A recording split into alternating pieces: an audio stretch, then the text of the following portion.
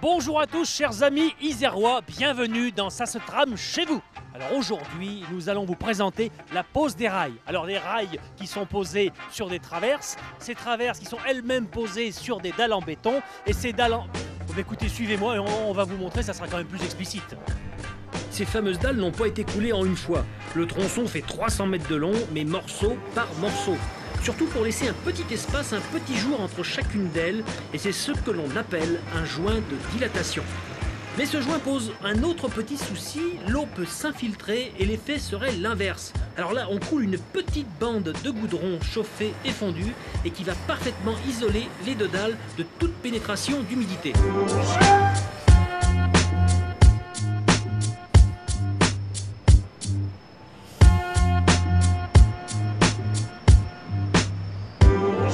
Ensuite arrivent les traverses, elles sont posées tous les 75 cm avec plus ou moins 2 cm de tolérance.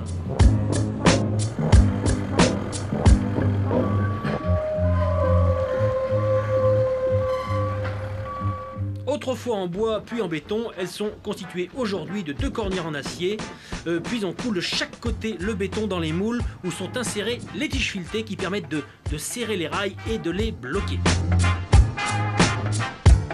Il y a également un trou pour laisser passer une autre tige filetée que l'on appelle la tige de relevage, avec laquelle on va pouvoir régler la hauteur des traverses sur la voie avec un petit coup de clé. Alors évidemment, c'est pas une petite clé qu'on a chez soi, hein. C'est une visseuse thermique, une clé à choc avec un petit moteur à essence qui permet d'avoir le maximum de puissance pour serrer tout ça. Ensuite vient la pose des rails avec une pelleteuse et une pince mécanique. Bah bien sûr, hein, chaque rail mesure 18 mètres de long et pèse 900 kg. La largeur entre deux rails est de 1435 mm, avec une tolérance de plus ou moins 3 mm.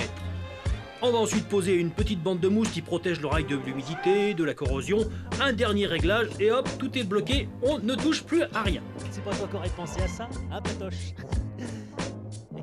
Ah bah oui, c'est vrai que t'aimes pas quand je t'appelle Patoche, hein. Oh, il est susceptible. Bon bah écoutez, au revoir à tous, hein, à la prochaine. Non mais reviens, Oh, il nous fait du boudin, arrête. Bon, allez, je te paye un café, allez. Oh là là. Au revoir, à bientôt.